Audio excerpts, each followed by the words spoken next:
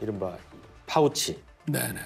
외국 회사 그 뭐 조그만한 백이죠. 네. 이 말 때문에 파우치 앵커라는 별명을 얻게 된 박장범 KBS 사장 후보, 이렇게 해명했습니다. 그래서 파우치를 이 사전에서 찾아보면 스몰백, 작은 가방이라고 나옵니다. 그런데 국민들이 진짜 화가 났던 이유는 박 후보가 사전적인 의미를 잘못 써서가 아닙니다. 이 가방의 가격 315만 원입니다. 직장인들의 한 달 월급 수준이죠. 이걸 대통령 부인이 받아서 비판 여론이 높은 바로 그 시기에 국민의 입을 대변해야 하는 KBS 앵커가 오히려 권력의 편에 섰다는 비판이었던 겁니다. 파우치라고 하는 것을 통해서 김건희 여사의 뇌물수수 의혹을 축소하려고 하는 의도를 앵커가 드러낸 것이 아니냐라고 하는 비판 아니겠습니까? 저는 수긍하지 않지만 네. 보는 분의 평가는 겸허하게 받아들이겠습니다. 이 밖에도 얼굴이 붉어지는 장면들은 더 있었지만 오늘만 버티면 박장범 후보는 KBS 사장이 될 걸로 보입니다. 네. 자, 파우치 표현에 대해서는 유독 인정을 못하겠다라는 취지의 답변을 하고 있어요. 다른 거는 웬만하면 도의적인 사과를 했거든요. 저희가 이 녹화 대담이 올해 2월 7일 날 이게 방송이 됐거든요. 그런데 국민들은 다른 거는 다 기억이 안 납니다. 다만 한 가지 기억하는 것이 당시 인터뷰를 했던 이 박장범 기자가 대통령에게 질문하는 그 내용 중에 이른바 파우치, 외국 회사의 작은 백, 이런 조그만한 백, 네. 이거밖에 네. 기억이 안 나는 겁니다. 예. 그래서 당시에 이제 그 동영상이 공개가 되고 명품백 받는, 그래서 와글와글 하고 이 민심이 불타오르고 있을 때 아닙니까? 모두가 화가 나 계시는데 과연 KBS에서 이거를 어떻게 다루고 질문할 것인가가 정말 다들 그게 최고의 관심사 아니었습니까? 예. 그런데 그거를 이를테면 국민들이 다 알고 있지 않습니까? 300만 원짜리 디올백 이렇게 다들 표현을 했는데 300만 원짜리 파우치도 아니고 디올백도 아니고 이른바 파우치, 쪼매난 백, 이거에 그 질문을 듣는 순간에 아마 TV 끈 국민들 많이 계셨다고 들었거든요. 그래서 더 볼 것 없다 이런 거였죠. 그런데 그 사람이 KBS 사장 후보야? 라는 것 때문에 다시 한번 놀란 거거든요. 그러면 이게 이 언론에서 역할 제대로 한 것이냐, 과연 이런 후보자가 KBS 사장으로서 공영방송의 역할을 제대로 할 수 있을 것인가 예. 라는 것까지 이게 연결이 되는 지점인데 그 파우치는 팩트이고 끝까지 잘했다고 우기고 있는 그 모습 보면서 국민들은 복장 터지는 거죠. 네, 국어사전도 다시 찾아봤습니다. 그래서 정광재 대변인 보시기에 네. 언론인의 수장, KBS의 사장 적임자라고 보세요? 그래서 저는 이 파우치백이라는 아부성 발언만으로 인해서 박장범 KBS 사장 후보자가 이번 사장 후보자가 됐다고 보지는 않습니다. 예. 그걸 민주당에서 과하게 공격하는 측면은 있지만 그럼에도 불구하고 그때 당시에 뭐 지금도 마찬가지입니다. 모든 언론들이 이 디올백을 설명하는 과정에서 뭐 명품백, 디올백이라는 사실상의 표준 언어를 사용하고 있습니다. 근데 그것을 아무도 사용하지 않았던 생소한 용어인 파우치를 썼다는 것이 그때 당시에 그러면 적절한 어휘 선택이었느냐라는 부분에 대해서는 뭐 저는 좀 동의하기는 어렵다고 봅니다. 예. 저도 방송을 진행하고 만약에 제가 저런 인터뷰를 했다고 하더라도 당신의 여러 매체들을 고려해서 명품백이라는 표현을 썼겠지 아마 파우치라는 표현을 했을 것 같지는 않다라는 저 개인적인 생각을 합니다. 예. 근데 이 박장범 그 사장 후보자가 기자로서 또 뭐 베테랑 언론인으로서 지금 KBS를 경영할 수 있는 가장 적임자라는 판단은 인사권자가 하는 것이고 그 인사권자의 요청에 따라서 인사청문회가 이루어지고 있으니까요. 그 결과에 대해서 인사청문회를 통과하지 못했기 때문에 인사권이 침해되고 그런 일은 없어야겠죠. 예. 김용남 위원님, 이틀째 KBS 사장 인사청문회 하는 건 거의 처음 본 것 같은데요? 그런 것 같습니다. 근데 이틀에 걸쳐서 청문회 하는 예가 그전엔 국무총리는 이틀에 걸쳐 하고 다른 후보자들은 대부분 하루에 다 끝났는데 최근 들어서 얼마 전에 있었던 이준숙 방통위원장 후보자도 이틀에 걸쳐서 네. 청문회를 했죠.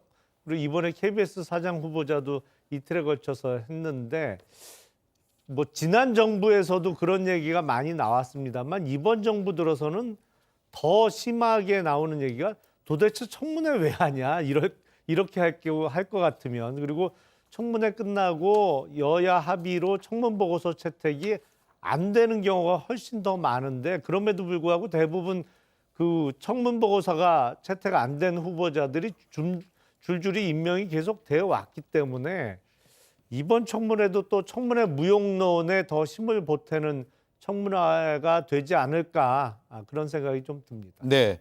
자, 어제부터 이어진 청문회에서 위증 의혹도 있었거든요. 박장범 당시 앵커가 진행했던 대담과 관련한 건데 오늘 청문회 언론노조 KBS 본부장이 나와서 이런 얘기를 했어요. 그 대통령과의 대담 때 회사 내부에서도 불투명한 부분이 많아서 사람들이 의혹을 많이 가졌다라고 증언을 한 것이거든요. 어떻게 봐야 됩니까? 김영현 의원님? 예, 뭐 제가 관련 기사를 보니까 그 대담 당시에 전체 녹화 시간이 언제인지, 그리고 뭐 편집 시간이 얼마나 되는지를 그 청문위원이 물어봤는데 이것을 무슨 뭐 편성권 침해 문제가 있어서 예. 그것을 알려주지 못하겠다라고 했다고 하더라고요. 지금 논란의 핵심은 대통령에게 불리한 내용들을 예. 편집해줬다라는 의혹이잖아요. 예. 그런데 어쨌든 그 기초적인 것조차, 그러니까는 녹화 시간, 편집 시간조차도 그것도 알려줄 수 없다라고 하는데 뭐 다른 건 다 좋습니다. 뭐 그 불리한 내용을 뭐 어떻게 편집을 했는지는 모르겠는데 적어도 이 사장이 되고자 하는 청문회에서 그런 그 녹음 시간, 편집 시간조차도 알리지 못하겠다고, 그것도 도저히 국민이 납득하기 어려운 이유를 대고 있는 그러한 후보자. 그리고 이야기를 들어보니까 지금 KBS 기자 중에 30기 수재에 걸쳐서 495명이 자기 이름을 대고서 사장 반대 성명을 냈다고 하고, 예. 그다음에 KBS 언론노조원들 1,500여 명이 95%라고 하는데 이분들도 반대를 하고 있다고 하는데, 이게 결국은 자기가 몸담고 있는 조직의 대부분의 구성원으로부터 배척을 당하고 있는 인물 아니겠습니까? 그러면 이런 인물이 지금 방송공사는 그 방송공사법에 의하면 법적 책임이 있습니다. 방송법에 어떤 법적 책임이 있냐면 방송의 공적 책임을 구현해야 할 책임이 있고 공정성과 공익성을 구현할 책임이 있고 이것을 예. 사장이 구현을 해야 되는데 이렇게 정말 평균도 안 되는, 기본도 안 되는 분을 이런 막중한 임무를 갖는 한국방송공사 사장에 앉히려고 하는 이유가 무엇일까? 임명권자의 이유가. 그 이유를 생각해 보면 결국은 이분이 정권의 이익을 관철하는데 유리하다는 판단이 들었기 때문에 이분을 굳이 그 내부 구성원들이 거센 반대에도 불구하고, 그리고 이분이 파우치라는 그 단어를 쓴 것 외에 국민들에게 달리 알려진 것이 없는 이분을 굳이 네. 사장으로 앉히려고 하는 것이 그런 개인적인 어떤 사적 이익에서 비롯된 것이 아닌가라는 예. 생각을 해봅니다. KBS만 그렇게 한다고 여론이 바뀔까요? 요즘 미디어가 워낙 많고 다양하고 유튜브 채널까지 있는 세상에서.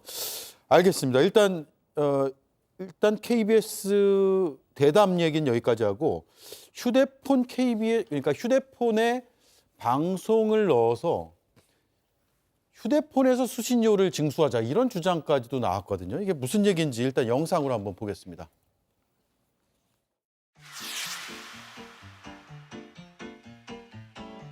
전 국민이 가지고 있는 핸드폰에 TV를 직접 수신할 수 있는 기능을 추가하려고 합니다. 재난 방송과도 관련되어 있는 사안이고요. 네. 그렇게 되면 KBS가 수신료 징수와 범위를 대폭 늘리는데 상당히 획기적인 계기가 될 것으로 보고요. 이렇게 답변하셨어요. 그러면 가장 먼저 해야 될 일이 뭡니까? 네, 이제 직접 수신 기능을 넣어야겠죠. 예, 그러면 그거는 KBS가 넣고 싶으면 넣어집니까? 아닙니다. 누가 넣어줍니까? 제조사에서 넣어요. 예, 제조사하고 한 번이라도 얘기해 보신 적 있습니까? 과거에. 있습니까 없습니까? 저는 과거에는 안 제조사가 했지만- 부정적이었습니다. 네, 맞습니다. 이건 무슨 사안입니까? 방송법 사안입니까? 시행령 사안입니까? 두 개는 제가 정확히 모르겠습니다. 그런데 이런 거를 대안으로 제시합니까? 지금 수신료 때문에 위기인데. BBC도 TV 수상기 외에 태블릿 같은 데다가 이 TV 수신료를 부과하고 있습니다.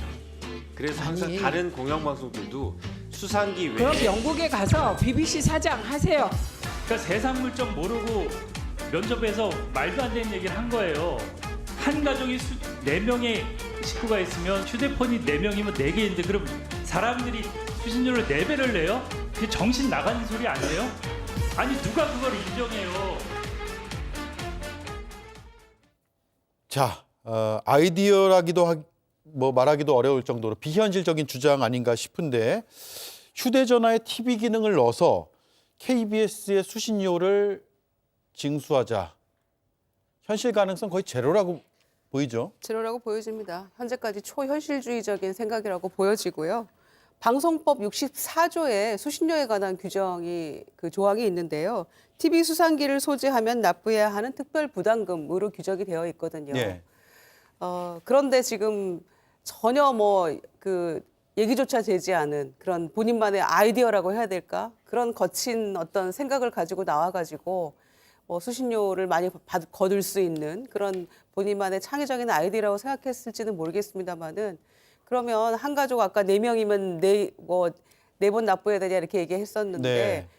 예를 들면 자녀가 그 부모님께 내 명의로 핸드폰 개통해드리기도 하고요. 미성년 자녀도 내 명의로 해드리기도 합니다.